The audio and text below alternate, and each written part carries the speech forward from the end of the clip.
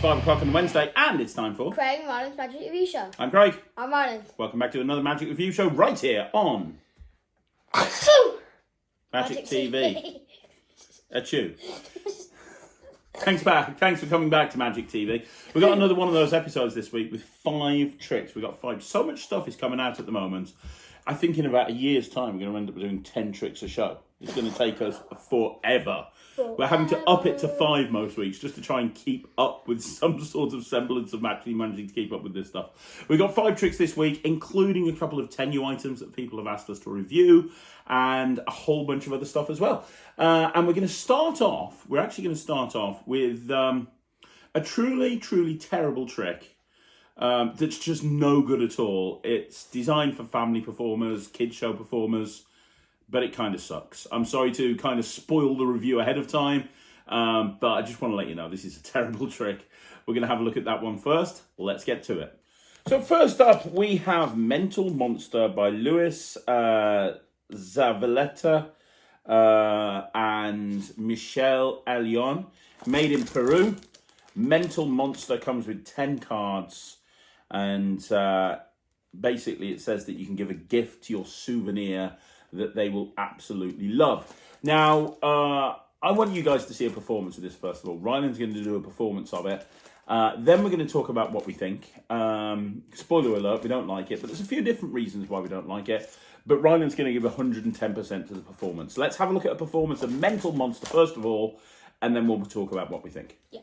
This is Bob. Now, Bob is 10 and he really likes magic, but he's also really bad at it. So, Bob has covered up his prediction and he is trying to hide it, and he's going to try to figure out what card that you're going to pick. So, we've got some, as you can see, Bob lives in quite a spooky place. Now, Bob has, these cards, he's got some cat. Well, as you can see, they're all really creepy, as you can see. So, I've got my dad behind the camera. Now, what he's going to do is he's going to name any number he wants, any number. 4. So you can go any number, but you chose 4. Yeah. Now, I'm not going to deal it. In fact, you can deal it yourself. Can I? Yeah. Okay. Just deal it down on the table. 1, 2, 3, 4. So you got this one? Yeah. Yeah. Now this one. So the card that you picked was the pumpkin. So you got the pumpkin. Now Bob has been hiding his prediction here. Yeah? Now what his prediction actually was is a ghost, which means he's wrong. But when Bob gets struck by lightning, he turns into a monster. And he's a better magician when he does that. So I'm going to cover him up. You can see that he's not a monster yet. When I cover him up on the count of 3, lightning will strike. You can see he is completely normal, like that. 1, 2, 3. And you can see that Bob is now already a monster with the prediction of the pumpkin. So that's Mental Monster. Now, it ain't a very good trick. There's a few reasons why it's not very good. Obviously, having watched Ryland do the performance, you'll see it's designed for kid shows. So it's a kid show trick, right? It's a kid show trick. And I personally think that if you are bringing out a trick for kids entertainers to do in a kid show, it has to be hard wearing. It has to be durable. Most kids entertainers I know are doing 2 or 3 shows a day. They're throwing things in their case. They're going to the next show. Kids might be running into props and knocking them over.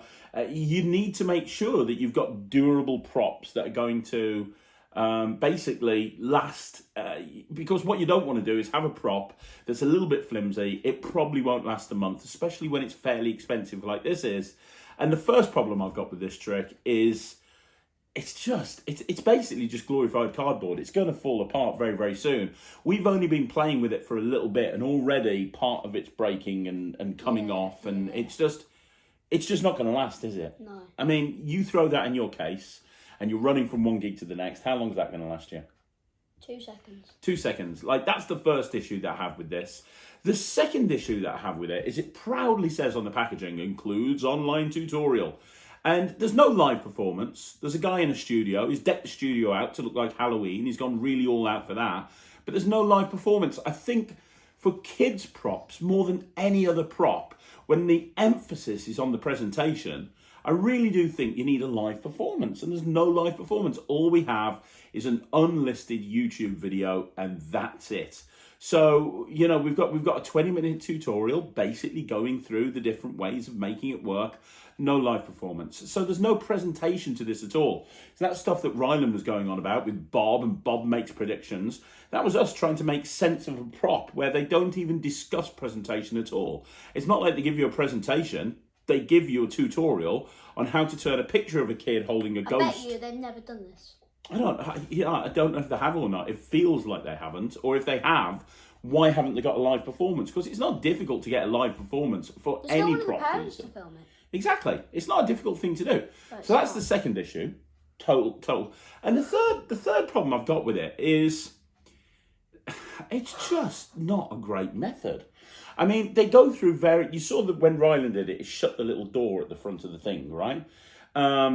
Which we were kind of forced to do, because if you try, he says the best way to do it is not shutting that little door and just literally having a visual change. But every single time you tried it and I tried it, you could just see it from a mile off. It wouldn't fool a blind monkey. It wouldn't fool a room full of kids. They'll know exactly what you're doing. It's almost like they came up with this method that they thought was really clever. Well. The angles are terrible because you can see, you know, you're doing something. I'm doing something. You're doing something. Now compare that to something like a visible colouring change.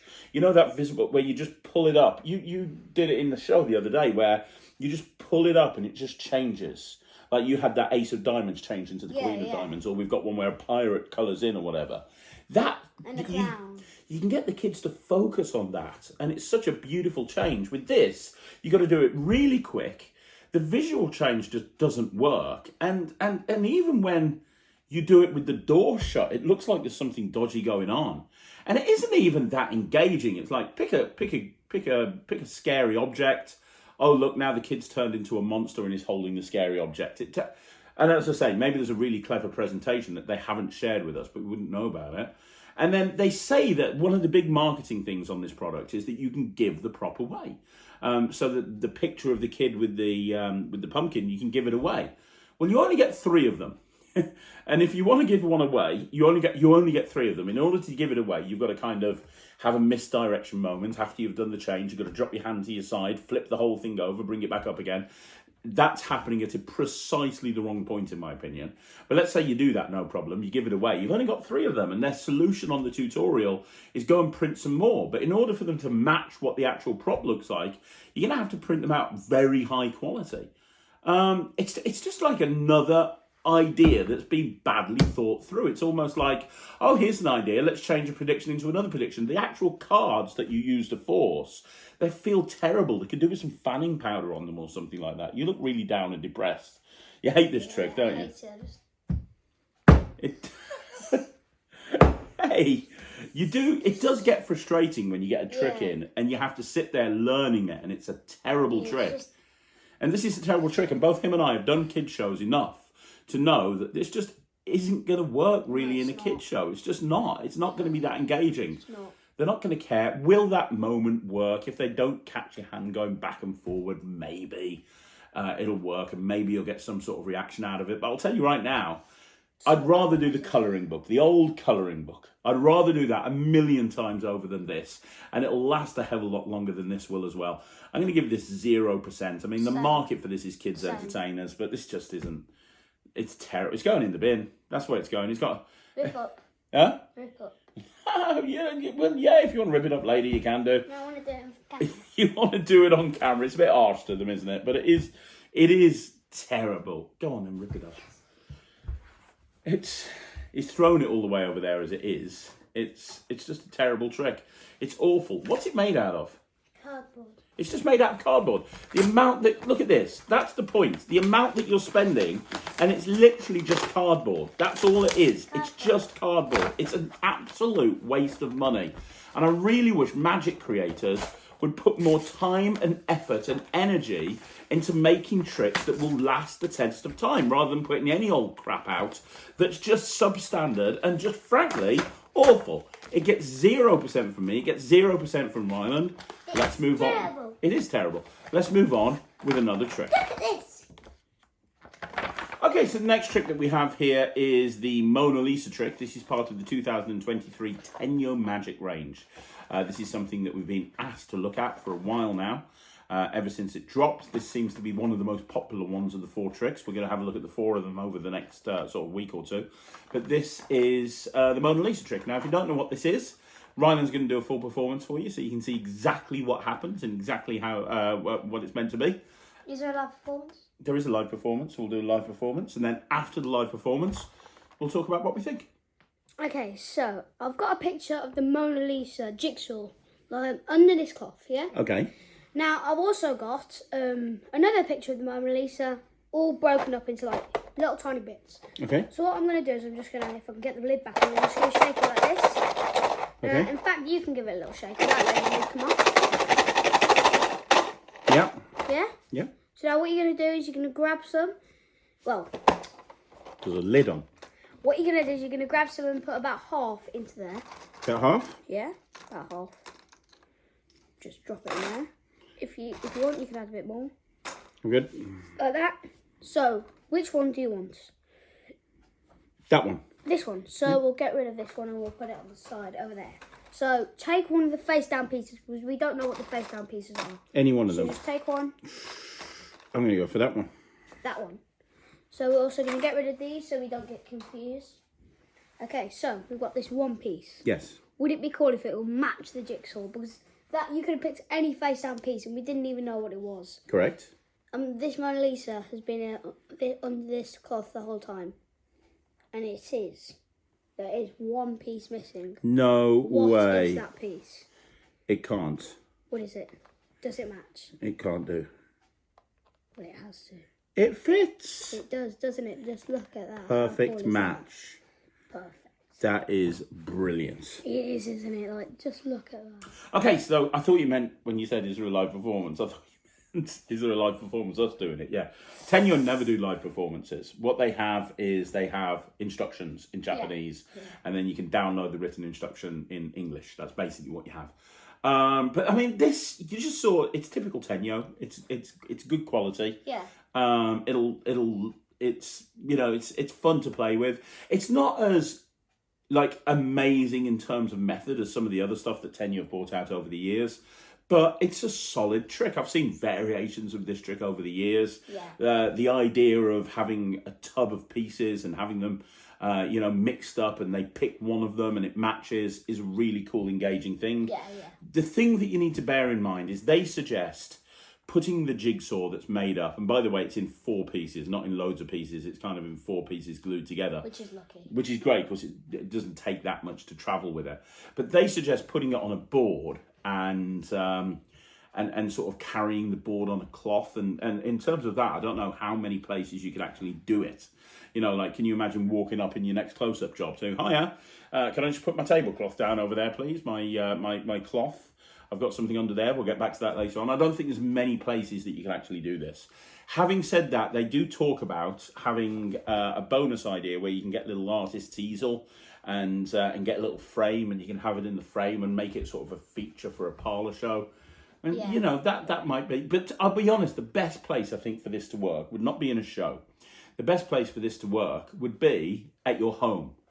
And maybe on your coffee table, if you love magic and you have people over and you like showing people magic when they come to your house, I like the idea of having this because a lot of the time you go to people's houses and they've got jigsaws. When you used to go to your just have a selection of jigsaws by it. Yeah, your nana and your granddad used to have jigsaws all over the place. All over the place, like on every table. You know, they used to have jigsaws everywhere. So I like the idea of having a jigsaw that's just partially built with one piece missing and you don't even reference it and it's kind of covered up with stuff, and then you say, hey, let me show you something. I've got some jigsaw pieces here. It's actually the Mona Lisa. Can you do me a favour and shake them up? And you go through the whole thing and you go, well, did you see I've actually got the Mona Lisa over there? You're not going to believe this. I think the best use for this would be in a social situation in your house when people come around your house and kind of just blow them away. I think it would work really well in that context. I don't think I would actually do this in a show. I don't think I would do this in any other environment. This might be a fun thing to do on social media as a reel. So you very quickly just get somebody to pick a piece and it matches. I think that would probably work as well. But yeah, I mean, what do you think? You're the one that performed it. What do you think of it? It's easy, isn't it? I think it's good. Yeah, it's I easy. like it, yeah. It's easy, isn't it? Yeah. Yeah. It's nice. Would you do it in a gig? I don't know. Maybe. Would you? No. Which one? Yes or no? No. No. I don't know. It's good. It's good. It's a little bit uninspiring for me. It's a working method. It works. There's nothing wrong with it. The props are well made. It's typical Tenyo. It's just a little bit uninspiring for me. It's good. If you get it, if you like the effect, if you like what you just saw Ryland do, there's no nasty surprises. What you saw is what you get. Exactly. So you need to make the decision as whether you want to do it or not. Personally, I don't want to do it, which is why I'm giving it 79%. What about you? 98. No. 98? No, 79. 79. Which one is it? Are you okay? I said 98. I meant 79. Jeez. 79%. So it's 79% from Ryland, 79% from me. Oh. It's the highest mark we can give something if we're not going to do it. I'm not going to do it. He's not going to do it. But it's a well thought out trick. Yeah, it's cool. It's cool. It's just not for either one of us. So yeah, you're not going to be disappointed. And as with normal Tenyo, the price is very reasonable. Okay, so the next trick is past, present, and future by Picklax. Rick Lax. Rick Lax. Have you heard of Rick Lax before? No. Maybe. Show you some of his videos at some point. Yeah, Rick Lax, past, present, future. This is P3, Penguin Magic. And this is something that Rick brought out a little while ago, and Penguin have just brought it out sort of bang up to date with a beautiful custom designed deck of tarot cards, which is what you need to do the trick. Now, so cool. Yeah, it really is cool. You'd never heard of tarot cards before seeing this, had you? You didn't really know what they are. If you are somebody who does cold readings, or you're somebody who does fortune telling or something like that, or you have more of an occult type of show, or you're a fortune teller or something, this is worth every single penny and then some. But even if you're not, this is still a really fun trick to do with a very interesting hook. Cool. Right time, right place. Yeah. Let's do a performance of it first of all. Performance. I'm going to perform it to Ryland, and then after I've performed it, we'll talk exactly about what we think. So, right, I've got a pack of tarot cards here. You don't really know what tarot cards are, do you? No. They're used by, like, fortune tellers, and the idea is that people pick cards and they do a reading for them based on the cards they pick. They try and tell people what's going to happen in the future. Okay. They've been around for a very, very long time. And there's major and minor arcana. These are all the major arcana. They don't need to worry about that too much. The point is, each one of these cards in the major arcana, they're all kind of, they've all got different pictures on them and different things. And each one of these means something, if you understand what I'm talking about. Yeah. Now, I should tell you before we start that I have I don't know if you can see this, but I have a card that I've written future on. Can you see that? Yeah. That kind of represents your future. I've got a card here that has present on, that represents the present. And I have a card here that's got past on. So I've written past, present, and future on 3 cards. I'm not going to show you what those cards are, but we're going to get back to it in a little bit, okay? Yeah. I'm going to mix these up because it's really important that just in kind of some sort of random order and that there's no particular sort of order to them. Now, we're going to do a little bit of a mini reading on you. So I'm going to get you to pick 3 cards, and these 3 cards that you pick, based on the 3 cards that you pick, I'm going to try and tell you what your future holds. Okay? That sound fun? That sound fun? Yeah, it does. And as I say, we're gonna make 3 piles of cards. Basically, we're gonna make 3 piles of cards. Okay? Yeah. So a total of 3 piles of cards. Yeah. Right? So here we go. Let's do this. I'm gonna put 7 cards here. So we've got 1, 2, 3, 4, 5, 6, 7 cards there. That's going to represent the past. Okay. I'm going to put 7 cards here. 1, 2, 3, 4, 5, 6, 7. That represents the present. And these 7 cards represent the future. Okay? Yeah. Now, you're going to pick one of these cards. You're going to pick 3 cards, 1 from each pile. And I'm going to do a little bit of a mini reading for you, okay? Yeah. So these cards, you're going to pick one to represent the past. It could be the Tower, Moon, Hermit, Devil, Death, the Emperor, or the Hanged Man. Which one would you like? Which one would you like? Name one. What's that one? The Emperor. Yeah. You want the Emperor? You sure? Yeah. Positive? Yeah. Okay, the Emperor goes there. And here we have the cards that represent the present. So we've got the Fool, Strength, the Chariot, the Empress, Temperance, Judgment, and the Star. Which one would you like to have represent? I think it was the second one. That one there, Strength. Yeah, that one. You want that one there? You sure? Yeah. Okay, it goes there. Yeah. And finally, what do you want to have represent the future? You got the Magician, you got Justice, High Priestess, Wheel of Fortune, the World, the Sun, and the Lovers. That one. The Magician. Yeah. Because you are a magician. Okay, cool. Wait, how does he have 3 arms? Well, he does. He does. Not that that's important. But what's important are the cards. Yeah? Yeah. Because you could have picked any one of these cards, really, couldn't you? It was a completely free choice, but you picked these. And we're going to tell you a little bit of story. So the Emperor represents the past, right? And on the back of this box, you can see what each one means. The Emperor means accomplishment. And that's all about what you've accomplished. So because you've picked out the Emperor, and because this is all based on the past, this kind of makes sense with you because it's talking about what you've accomplished in your past. And in your last year, when you were 9, you're 10 now, but when you were 9, look at what you did. You went on BGT, you got through to the live semi-finals, you become a regular performer at the House of Secrets, you performed on the Magic Circle stage twice, you've been on the gala show at the IBM, West Coast Magic, West End Magic, sorry. You've done so much at the age of 9. That's why, you gravitated towards that card, because you've accomplished so much at this point in the past. Does that make sense? Yeah. And then you pick Strength. And what does strength mean? It means power. What that means is this is all about the presence. And what it means is that you have the power to carry on with the accomplishments that you've actually had already. You have the power and the strength inside you to carry on doing even more brilliant things and carrying on achieving even more than you have achieved already. Does that make sense? Yeah. And then the future, you pick the Magician, and the Magician means skill. And that makes sense because in your future, you want to carry on doing magic and you also want to carry on doing football. And both of those are skill-based. How often do you practice, in keeper, in goal? You practice almost every day. How much do you practice doing magic? Every day. You're always working on new routines and new ideas. You're always practicing to be the best that you can be. And because that's in your future, it means that you're trying to upskill yourself. Does that make sense? Yeah. But here's the thing. I mean, I could have just been talking up my bum when it comes to that. I wasn't, but I could have been. But here's the thing. You could have picked any of these, couldn't you? You had a completely free choice. Yeah. And at the beginning, I told you that I wrote on 3 cards. I put past, present, and future. And then I mixed up the cards. And I don't see anything written on the back of those cards. And the reason is, this is the card that you decided to pick that represented your past. And that's the one with past on it.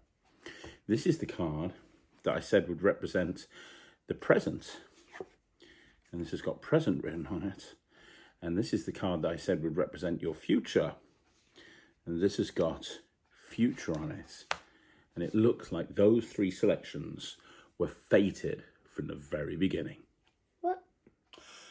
So that's past, present, and future. Now, I think the thing that really sells this is the fact that this is a very commercial, practical trick. Yeah. As long as you are the sort of performer that can pull off using a tarot deck. Now, I'm not sure whether I am. I like this effect so much, I'm probably going to try it out. And when I say probably, I mean definitely. I'm definitely going to try this out because I think that I've never really done... back in the day, I was booked to do a few sort of cold reading, fortune-telling things. But that was a very, very long time ago. I haven't done that sort of thing in years.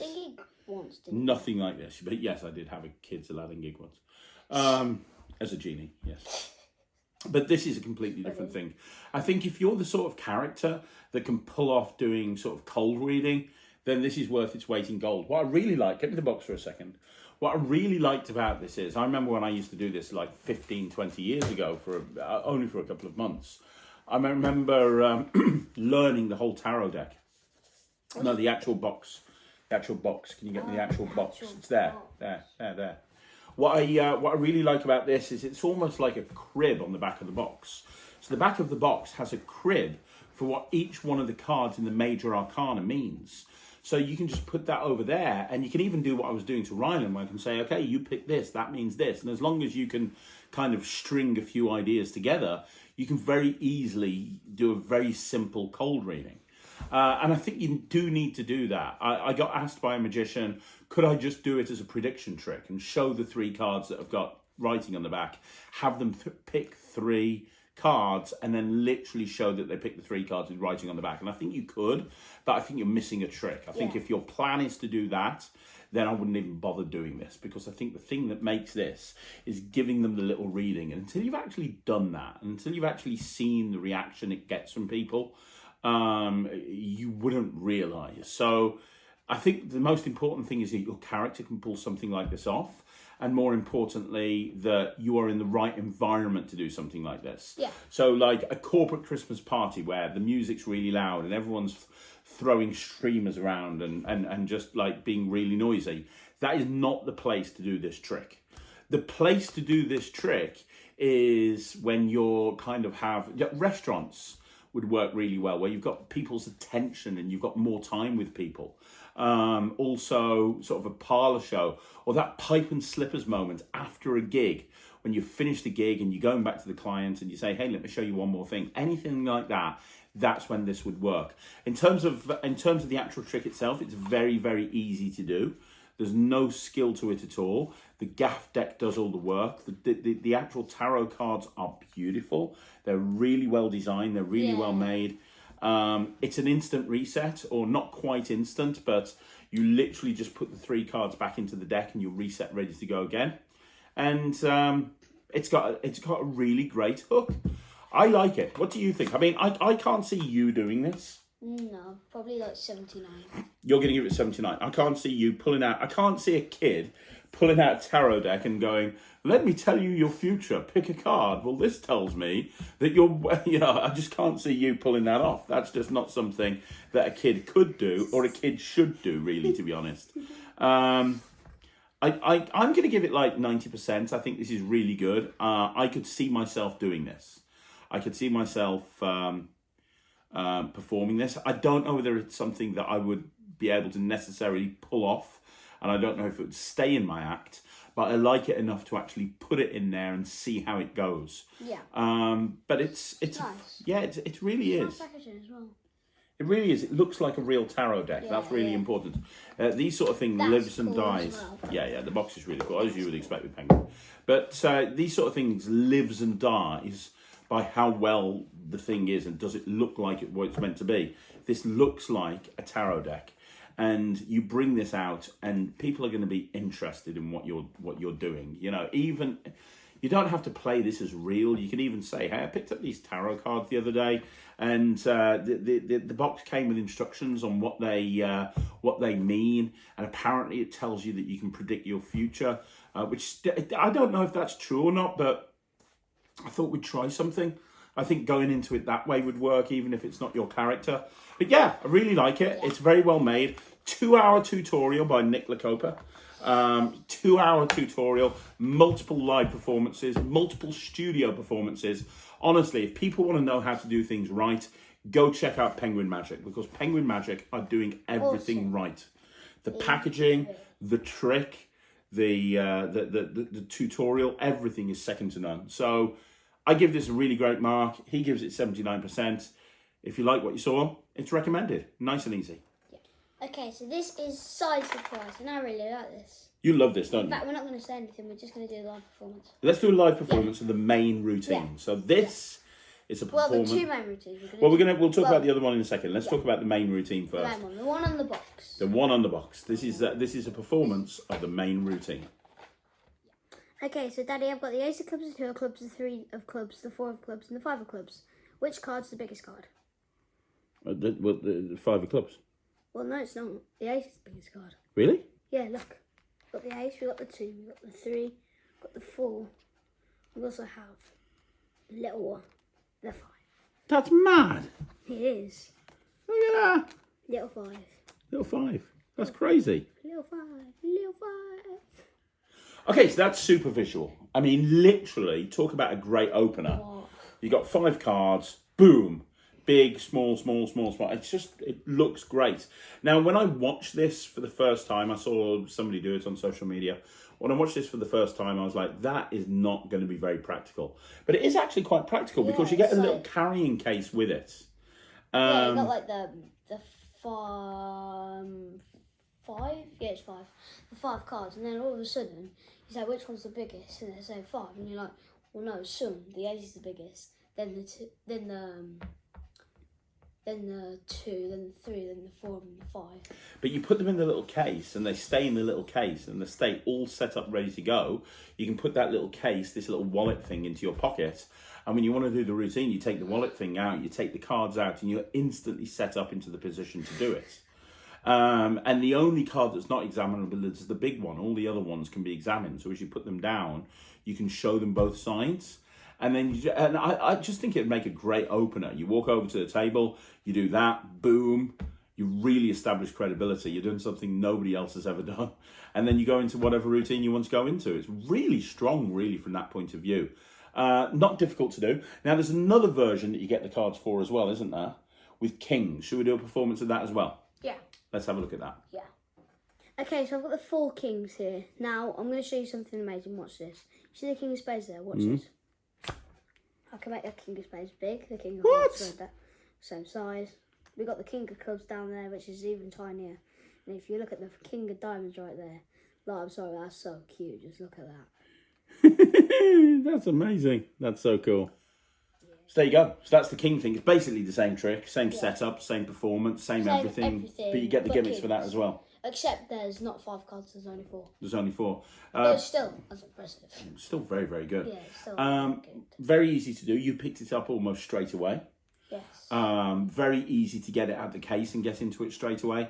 I haven't done this for real people yet. I plan on doing it for real people. I haven't yet. The only thing I'm concerned about, I don't know if this is an issue, is if they'll think that, maybe I'm thinking like a magician, will they think that ace is dodgy, that big card? Will they want to look at that? I don't know whether they will. I suppose we need to try it out to find out. I worry that they might do, but I'm probably thinking about it like a magician. And if you did this as an opener, and you just literally pick the cards up and put them back in the little case and put them away, talk about a super visual opener. Now the reset takes probably, if you're going to put them back in the little case, which you're going to need to do if you're doing it walk around or table magic or stuff, the reset probably takes about 15, maybe 20 seconds. Just to put everything back in place. You could probably bring that down in time a little bit. It's about 15, 20 seconds. But yeah, I mean, it's super visual. It's very easy to do. It's not completely examinable, but it feels examinable because most of the props can be examined. And it's not a long reset. I mean, really, from a commercial point of view, there's a lot to love about it. A lot of Tenyo tricks, you wouldn't perform them in the real world. They look like a toy. That's not the case with this one. It really does look like it's meant to look. Hey, I've got 5 cards. Let me change the spec. I just love the moment where it's just like, you got them, and then bam, that was an ace. That's 2. That's so cool. I've never seen a trick like that before. No, that happens that quickly. neither. Really strong. So cool. I'm going to give this 90%. I think this is great. I'm going to give this 90%. What about you? Yeah. 90%? 90%. 90%. So it's 90% from Ryland. It's 90% from me. You. If you want to see if you want to get it, what you just saw Ryland do. Tenyo. Yeah, it's a great trick. 90%. Let's move on with the final review. Yes. Okay, so this is Alive by Hyde, and as we're talking about this, you're going to see sort of the trailer go up over the screen. We're not going to perform this, and the reason we're not going to perform it is within 5 minutes of playing with it, it broke. We then got another one, and within 5 minutes of playing with it, it broke. So 2 of these have broken. We gave it another chance. We weren't ham-fisted with it. We were very, you can open that for me. We weren't ham-fisted with it. We were very, very careful. But both times it broke within 5 minutes. So right now I can tell you that this trick is not very good at all. No, I need to explain a few things about this. Yeah, we don't want to expose it, but this trick is not very, from a quality control point of view, this trick is terrible, and unfortunately, it doesn't tell you how to fix it. And I've seen a playing card that has this same sort of thing with marks on the back, and that broke very, very quickly as well. Oh yeah. Do you remember the one with the King of Hearts or something? Yeah, something like that. That broke really quickly as well. Well, this is basically the same sort of thing, and this broke at 0.2 seconds as well. But the effect is basically that you have a notepad, you have somebody think of a word on the notepad. You say, look, I've got a word search on the front of my notepad, and there's lots of words you can see, like wizard and key. Don't think of wizard or key. Think of something else. What is it that you're thinking of? And you know, they're going to go for the word love, and you go, interesting. Well, they're going to think of a word. You then open up this, and you apparently write something on this. And then when you turn it around, there's lots of different lines, and they move to spell the word love, and then you rip the page out and apparently give it them. That's basically what this is. Now, let me tell you all the different reasons why we don't like this, because there's a few reasons. Obviously, first of all, it broke on us, and then it broke again. It's not a cheap item. But first of all, I genuinely believe that when you're doing a trick like this, you're having them think of a word, and then in this case, you know, you've got a pad and you're writing on the pad and you're doing some sort of magical animation to have them. This is a little bit in many different ways, like Martin Lewis's sort of sketchpad card rise, right? In many different ways. In many ways, this is kind of a similar thing. You want the pad to look as normal as possible. That's the first problem I have with this, because they've built the force into the front of the pad, and they probably thought, oh, this is a really clever idea, let's build the force into the front of the pad. But no pad ever looks like this. So you've just taken something that looks like a quite organic, natural, everyday object, which is a notepad, and you've now just made it look like a magic prop by adding a word search on the front. No pad ever has a word search, ever. So instantly, you've made this look like a magic prop. That's the first problem. The second problem is when you draw the lines on here and you show them, they don't look like real lines. They don't. It doesn't look like you've actually drawn anything on here. It looks like as it's meant to do. It looks really dodgy. Yeah, it's not. It doesn't look great at all. I'm looking at it right now. It comes with all these bits, and that's it, which are falling off as we speak. No. Because they don't tell you how to fix it if it breaks, so you don't want. I don't think you could fix it, to be honest. So it doesn't look like lines, and then finally that animation looks okay, but the problem is if you look at it too closely, you can see exactly what's going on, because they're using a particular type of thing. They're using basically fishing wire to achieve the animation, but the problem with the fishing wire is it's very shiny. So when the light shines on the pad, you can kind of see what's going on. It's very breaky, that's what I mean. It's broken, right? So it looks like what's going on. And then, you know, you've got the switch for the piece of paper, which is fine, other than the fact that I think people are going to want to look at the pad. And they can't look at the pad. That's the problem. They can't look at the pad. They can't come anywhere close to the pad. And I think because of this word search that's been plonked on the front of the pad, it makes it look even worse. Not that, you know, this part here didn't look very good at all anyway, because it doesn't look like you've drawn lines on a pad. It really doesn't. And I think the important part when you do it, like I say, the important part when you're trying to bring in an object that's meant to look like an everyday object is you go above and beyond to make it look as everyday as possible. So, for example, when I brought out my trick trivia, they're meant to look like movie fact cards. So I spent a long time making each card look like a movie fact card, so that when you looked at it, it looked like what it was meant to look like, and you can have them examined. With this, as I say, this glaring problem here just makes the pad look like a magic trick, in my opinion. So there's three problems here. The first problem is it looks like a magic trick. The second problem is the animation doesn't look very good at all. A combination of lighting and a combination of the fact that that doesn't look like a Sharpie marker has drawn it. And then, you know, you've got the fact that it breaks very easily, which it has. I mean, you know, you work it by doing this, right? And you can see there's only one of those lines that's working now. There's only one, and it broke like literally straight. This is the second one that broke almost straight away. Now, to their credit, they do talk about other ways of, well, they don't actually give you any methods, but they do say you can adapt this to any word and you can use other ways to actually force a word if you want to, but you're still left with this on the front. Yeah, I just don't like it. I think it doesn't look very good. I think that, and the other thing is, let me give you one other thing, right? What you have here in essence is you have a piece of paper that you've drawn lines on, and it visually changes into the word love, right? Now, if you accept that the best type of magic happens in the spectator's hand, would you accept that? Yeah. Sponge balls happens in the spectator's hand. Keymaster happens in the spectator's hand. A card change happens in the spectator's hand. If you accept that magic that happens in the spectator's hand is the most magical thing, then you could do this with a post-it note pad. All you have to do is have a post-it note pad, put with a Sharpie marker, love, or whatever word that you want to force. You can use digital force bag or anything like that. Ball it up and roll it up into a little ball and have that in finger palm. Now bring out your post-it note pads, use digital force bag to force the word. They're thinking of love. You say, great, I'm going to draw some lines on one of these post-it note pads. Does that mean anything to you? No, I'm scrunching it up into a ball. Shuttle pass. Can you hold on to that for me? Squeeze it tightly. Now think about this. We drew some lines on that thing. Blah, blah, blah, blah, blah, blah, blah, blah, blah. What was the word? Love. Open up the piece of paper. Love. It happens in their hand.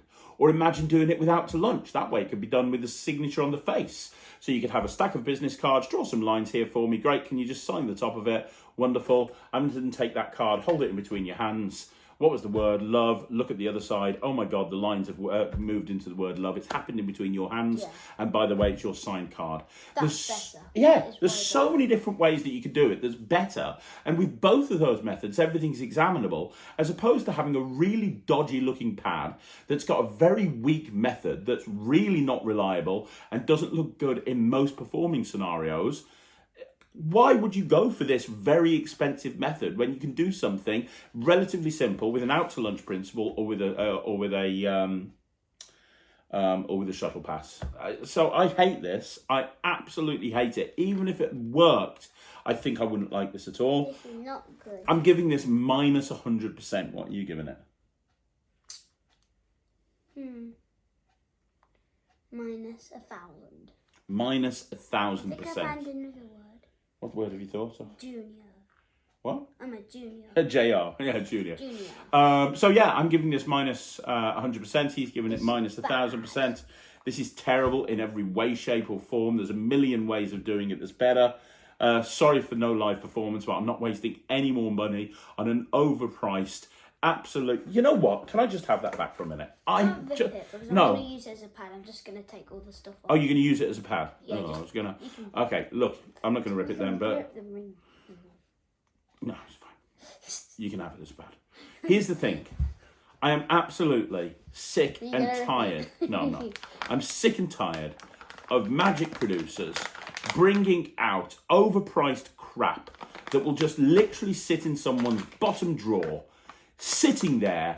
Nobody will ever use it. Nobody will ever do anything with this. They put together a snazzy little trailer that gets magicians excited, and then they absolutely, completely and totally under-deliver with a terrible product that can be done in a million different ways with the quality control of a dead ferret. This is absolutely terrible. It's disgusting, and the person who made this should feel ashamed of themselves. Have it as a pad. It's a waste of money. You can have the other one that we bought as well. Minus 1,000% from him, minus 100% from me. It's just terrible. Terrible. That's another review show in the bag. That's another review show in the bag. That's another review show in the bag. Ouch. Tis another review show in the bag. Thank you once again for joining me right here on Magic TV with the Gib Magician, Ryland Petty. Don't forget, we're going to be here every Wednesday, so if you want to see another review show, we'll be back next Wednesday at 5 o'clock. You can also follow us on YouTube. If you haven't already subscribed, please do so. Make sure you subscribe to his YouTube channel. He's also on Facebook, Ryland the Kid Magician. He's also on Instagram with almost 15,000 subscribers. So make sure you check out Ryland online. He performs almost every single day and uploads videos almost every single day. And I'll be back again tomorrow with a bunch more videos. Don't forget, if you want to join the Nectrix, you can do so by... I don't know, can't remember. Something good. On Thursday. Can't remember. Something good. Something good. Oh, I think it's about the Vanishing Ink. I think I got a video about Vanishing Ink. I'll be back again soon. Thank you very much for joining me. And Ryland, don't forget you can check out the Netrix by going to www.thenetrix.com. You're not insulting me today. Look, did you listen to it? No. www.thenetrix.com. .com. I hate you, Ryland. I've got another one too. Go on, what you got? www.thenetrix.cookie. .cookie. Yeah, cookie. We'll be back next week. Thanks very much for watching. I'm Craig.